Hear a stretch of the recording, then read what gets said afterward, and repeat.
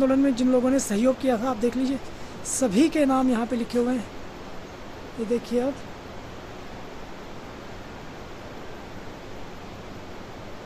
ये सभी के नाम है यहाँ पर। फरवरी 2021 को एक बहुत बड़ी आपदा हमारे पहाड़ों में रेणी आपदा के नाम से आई थी। तो आप देखिए यहाँ कहीं से वो जलजला आया था, यहाँ ऊपर से ये जो जगह है यहाँ से ये देखिए आप यहाँ पे जाके, ये यहाँ पे, और इस पानी का तापमान लगभग 100 डिग्री के आसपास है, 100 डिग्री से भी। जय बद्री विशाल, जय नरसिंह भगवान। कैसे हैं आप लोग? आशा करता हूँ स्वस्थ होंगे, मस्त होंगे। मैं हूँ आशीष डिमरी, आद्यगुरु शंकराचार्य जी की पवित्र नगरी ज्योतिर्मठ, जिसे आप जानते हैं जोशी मठ के नाम से। अब वीडियो देखने वाले हैं बहुत हटके हैं, क्योंकि आज एक ऐसी महिला की कहानी सुनाने जा रहा हूँ आपको, जो आज पूरे उत्तराखंड के ही नहीं पूरे विश्व के लिए एक प्रेरणा स्रोत है। तो जी हाँ, मैं बात कर रहा हूँ चिपको आंदोलन की नेता या प्रणेता कहें, श्रीमती गौरा देवी की। तो जिनका जीवन संघर्ष से शुरू हुआ और पूरी दुनिया को एक संघर्ष की एक प्रेरणा दे गई। तो चलिए पहले मैं आपको बताता हूँ गौरा देवी के बारे में कुछ।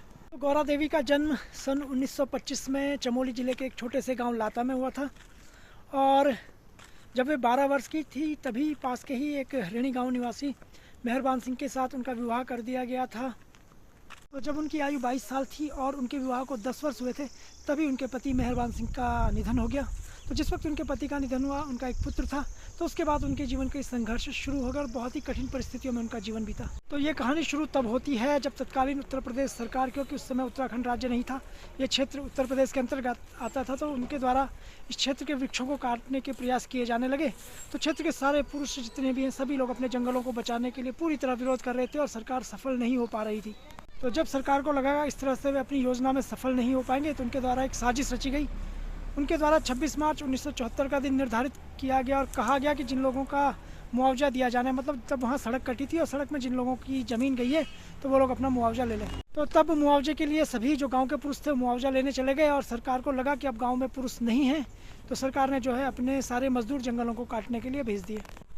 तो तत्समय गांव में सिर्फ महिलाएं ही बची हुई थी। जब उन्हें पता लगा कि उनके जंगलों को काटने के लिए मजदूर आ गए हैं, तो गौरा देवी ने अपने साथ 27 महिलाओं को लिया और वो जंगल की तरफ, जंगल बचाने के लिए निकल पड़ी। जैसे ही गौरा देवी अपनी साथियों के साथ जंगल में पहुंची, तो वहाँ उन्होंने देखा कि मजदूर जो है कुल्हाड़ी और आरी लेके पहुंचे हुए हैं। तो उन्होंने कुछ नहीं सूझा, तो वो सीधा पेड़ों से चिपक गए, लिपट गए। पेड़ों को काटना है तो पहले हम पे आरी चलाइए। वहाँ पे जो परिस्थितियाँ उत्पन्न हुई, तो वहाँ पे जो मजदूर थे वो इसके लिए तैयार नहीं थे, क्योंकि वो भी चौंक गए कि उन्हें लगा कि पुरुष बाहर चले गए तो वो आराम से अपना काम कर सकेंगे। लेकिन गौरा देवी के नेतृत्व में जो वहाँ पे हुआ, वो एक मिसाल बन गया, एक इतिहास बन गया। गौरा देवी और उनके साथियों द्वारा जो वहाँ पर जो जंगलों को बचाने के प्रयास किए गए, जो कार्य किया गया, उसे चिपको आंदोलन का नाम दिया गया। तो ये एक पूरे क्षेत्र में नहीं पूरे विश्व में एक मिसाल बना और चिपको आंदोलन के नाम से मशहूर हुआ। तो चलिए चलते हैं चिपको आंदोलन की प्रणेता गौरा देवी के गांव रेणी गांव की तरफ।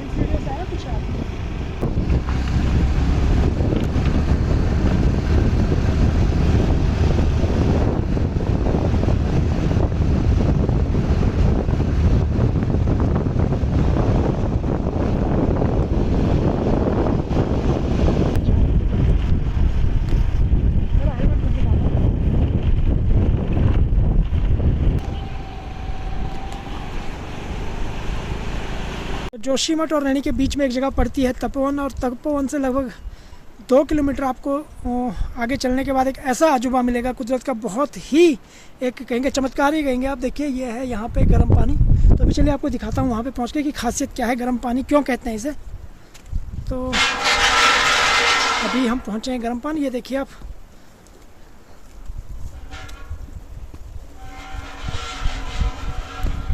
तो यहाँ पे ये जो आप देख रहे हैं, ये ज़मीन को चीर के अंदर से खौलता हुआ पानी निकल रहा है। जरा पास से दिखाता हूँ आपको मैं। और ये देखिए आप यहाँ पे जाके, ये यहाँ पे, और इस पानी का तापमान लगभग 100 डिग्री के आसपास है, 100 डिग्री से भी ऊपर होगा। अभी और आगे देखिए आप।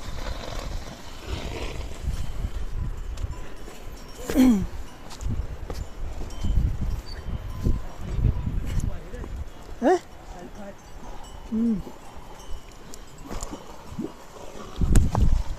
तो यहाँ पे देखिए अभी पानी उबल रहा है यहाँ पे।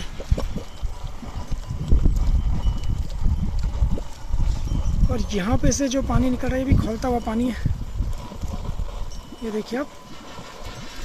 तो इस पानी का जो टेम्परेचर इतना है, यहाँ पे आप देखेंगे लोग अंडे भी उबालते हैं इस पानी में। इसका आप लगा लीजिए, फिर इसका तापमान का आइडिया आपको इससे लग जाएगा।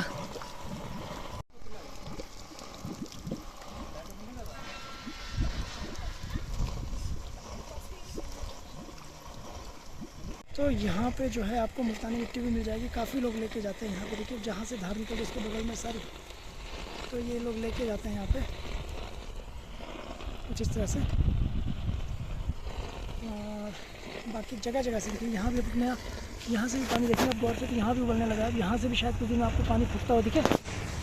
बाकी ये देखिए आप, कुदरत ने बहुत कुछ दिया है हमें। बाकी यहाँ पे आप देखिए टूरिस्ट भी आए हैं, टूरिस्ट भी हैं।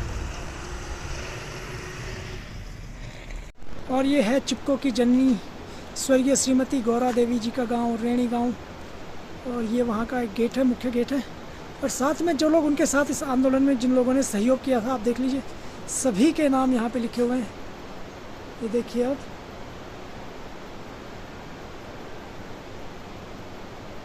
ये सभी के नाम है यहाँ पर। तो एक बहुत बड़ी बात है इतने दूरस्थ गांव की एक महिला द्वारा इतने बड़े एक अभियान को, जो बाद में पूरे विश्व में प्रसिद्ध हुआ। तो चलिए देख के आते हैं। माँ स्वर्गीय श्रीमती गौरा देवी की यहाँ पे एक प्रतिमा भी है, तो वहाँ पे हम होके आते हैं।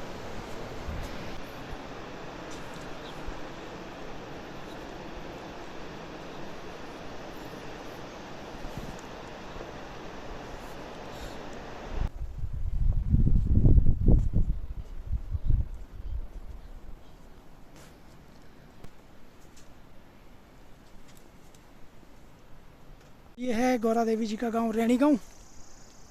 और ये सामने देखिए बहुत ही खूबसूरत, ये देखिए।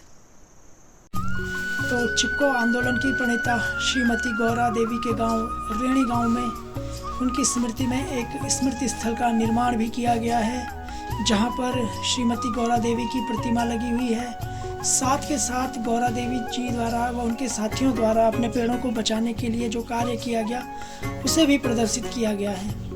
तो इस स्थल पे आप लोगों को आना चाहिए, क्योंकि ये श्रीमती गौरा देवी सिर्फ यहाँ हमारे उत्तराखंड के लिए ही गौरव नहीं है, पूरे भारत के लिए गौरव का विषय। उनके द्वारा जो पर्यावरण प्रेम दिखाया गया, जो पर्यावरण के लिए किया गया, वृक्षों को बचाने के लिए अपने जान की परवाह तक नहीं की गई, तो वही चीज़ एक बहुत बड़ी बात थी। तो ऐसे स्थलों पर सभी को आना चाहिए और जानकारी आगे वाली पीढ़ियों तक भी जानी चाहिए।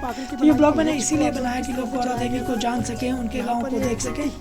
तो बाकी आप देखिए यहाँ पे जो प्रदर्शित किया गया, किस तरह से वृक्षों को काटने से बचाने के लिए महिलाएं वृक्षों से निपट रही हैं, जिस वजह से इस आंदोलन को चिपको आंदोलन का नाम दिया गया। बहुत ही खूबसूरत एक यहाँ पे जो किया गया कि दिखाने के लिए बहुत अच्छा प्रयास किया। आप लोगों को यहाँ आना चाहिए बिल्कुल भी, और ऐसी चीज़ें आगे वाली पीढ़ियों के पास जानी चाहिए।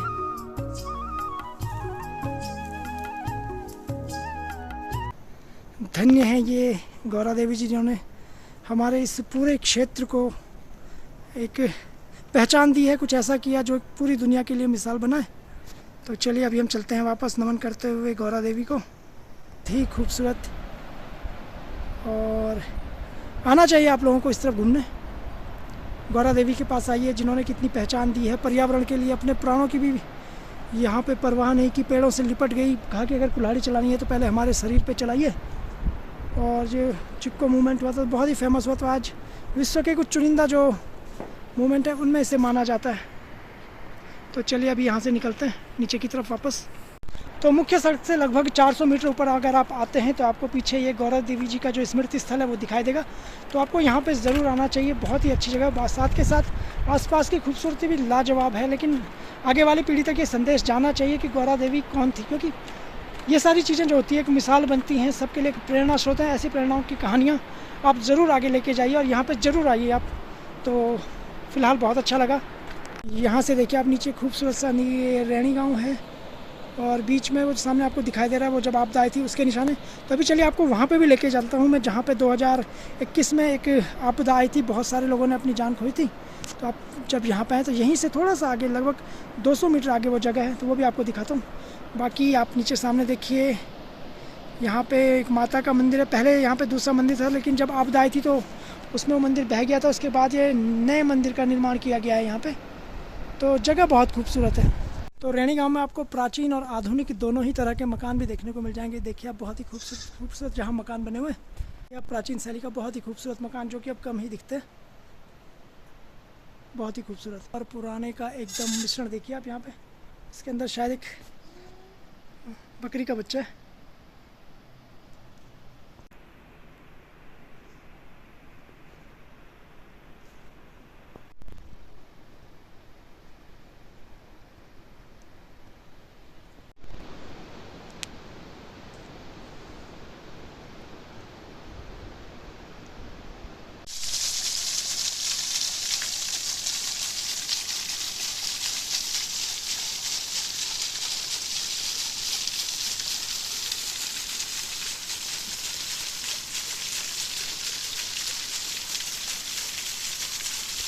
जैसा कि आपको पता होगा, 7 फरवरी 2021 को एक बहुत बड़ी आपदा हमारे पहाड़ों में रैणी आपदा के नाम से आई थी। तो आप देखिए, यहाँ कहीं से वो जल आया था। यहाँ ऊपर से ये जो जगह है, यहाँ से ये नदी बढ़ के आई थी और यहाँ से बढ़ते हुए यहाँ पे एक पूरा पावर प्रोजेक्ट हुआ करता था ऋषिगंगा के नाम से। उसे पूरा तहस नहस कर दिया था उसने, और कई लोगों की जान भी यहाँ पे गई थी। तो बहुत ही काला दिन था वो हमारे उत्तराखंड के लिए। अभी भी बहुत से लोग ऐसे हैं जो मिले नहीं हैं। तो आप देखिए, यहाँ था वो जो तबाही हुई थी, यहाँ पर हुई थी। तो ये देखिए आप, ये जो नया पुल बना था आपदा के बाद, जो मेन पुल था वो बह गया। तो यहाँ से आई थी वो जो, ये देखा कि बहुत ही खूबसूरत सी दिखाई दे रही है। जो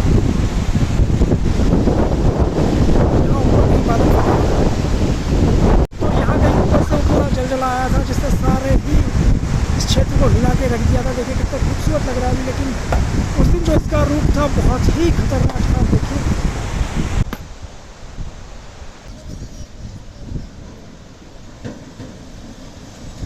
जब ऊपर से पानी बढ़ के आया था, तो आप देखिए जब यहाँ से आया था, तो ये वाला पुल जो आप देख रहे हैं, जिसका सिर्फ यहाँ पे अवशेष बचा हुआ, इसे भी बहा के ले गया था अपने साथ। और उसके बाद ये यहाँ पे एक नया पुल बनाया गया। बाकी आप देखिए, पानी किस हाइट तक गया है। सामने जहाँ पे आपको दिखाई दे रहा है, ये आप देख रहे हैं, यहाँ पे पानी ने हिट किया था। बहुत तेज़ी से आता पानी दूसरी तरफ गया, और अगर यहाँ पे पानी हिट नहीं करता तो पानी की शायद फोर्स इतना ज़्यादा होता कि वो आगे बहुत नुकसान पहुँचा देता, है ना।